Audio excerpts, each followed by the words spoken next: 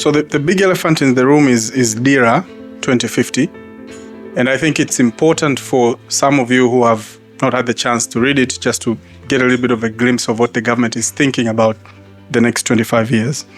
So the main objective is to build an inclusive society that is prosperous. And we look at it from 3 points of view. We expect that we'll have a strong, competitive and inclusive economy, but we expect to also build capacity in terms of human capital development. But still, while we're doing that, we remain sensitive to the economy. There are what we call drivers. There are things that we will focus on much more deliberately, hoping that they will drive this outcome that we want. And the first thing will be integrated logistics, helping not only investing in infrastructure, but helping goods and services move in and out of our territory. Second will be energy. So there will be special focus on that one. Science and technology, research and development, as well as digital transformation. So there is a very big role for the private sector.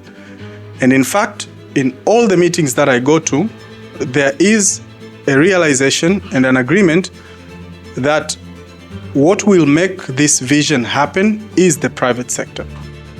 So we have a couple of strategies, 3 things that I would like to bring to you today. For us as an institution, we expect to drive this agenda by doing a couple of things. Number 1 is to make sure that anyone that is investing in Tanzania, especially through our EMPO land, we remain competitive. So we are opening up our special economic zone, which we will share with you all the details, to anyone who can invest. And our idea is to use the land that we have, 1, to get investment in quickly, 2, to make investment come in quite affordably compared to other places. The problem, and I think it's been touched on, but I'll also give you some examples on it as well, is the execution part of it. We have been in business in East Africa for over 80 years. We see time and time again what's happening. The problem is we keep on going 1, 2 steps forward, sometimes 3 steps back, sometimes up and front. It's not about subsidy. It's not about incentivizing. It's about analysis the value chain and then intervene where is necessary. I hear your request around suggestions on incentives, but I think a lot of the time for investors, it's less to do with we want special treatment. It's rather, can you remove the disincentives? And I think this comes back to, regulatory impact assessment. What is the process when new taxes, new regulations are brought in, and how are we really going to control that? Because without it, there's less predictability, more uncertainty, and then even more investor caution.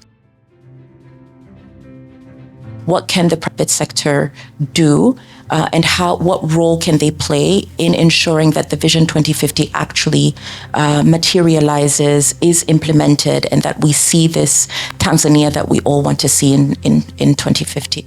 One I've mentioned in the presentation is about ideation, how we can work together, come up with ideas, and come up with suggestions, and see how we can push them practically through the government system and get reforms done.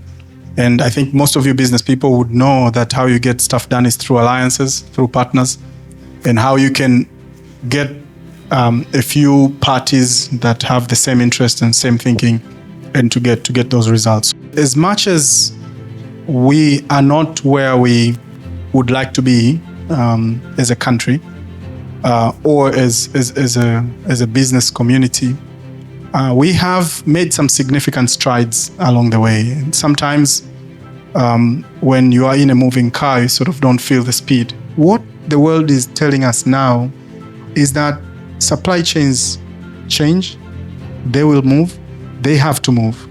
If they're not, they don't have to move because of geopolitics and tariffs and the rest of it. They will move because of security.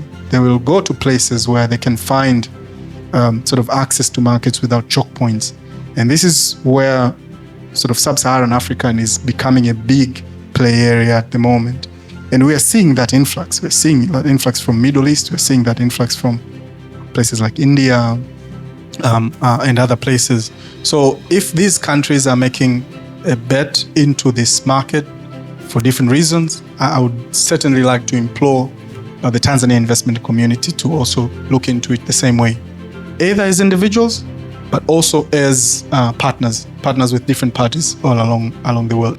What concerns you the most about Tanzania potentially losing strategic investment opportunities to maybe faster moving jurisdictions? I fully agree with the premise that definitely countries compete on different metrics at the moment, and certainly execution and speed is paramount. Tanzania also made some very important bets quite early on during this sort of transition, or this, I would say, regional race, and I would like to believe we have better outcomes compared to some of our neighbors. So, for example, the railway. The port modernization that we have done, I think getting quite important global actors like Adani Ports and DP World, and adding to that efficiency and execution. And so a couple of areas which I would certainly like to see more is definitely more public investment so that goods can move easily in and out of the country. I think last mile infrastructure, like the border post at Tunduma, making sure that goods can exit the market quite quickly is important. New infrastructure like the port of Bagamoyo is quite significant. We need expansion and modernization of the port of Tanga, Mtwara, creating alternative corridors for cargo within the country. And I think that should certainly be fast-tracked, because otherwise, cars will not be able to move out of Dar es Salaam in the near future, given the pace of investment happening.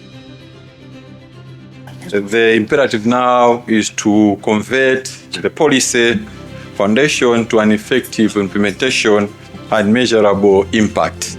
Sustainable transformation requires partnership, trust, continuous cooperation among its policyholders, regulators, investors, and indeed the business community.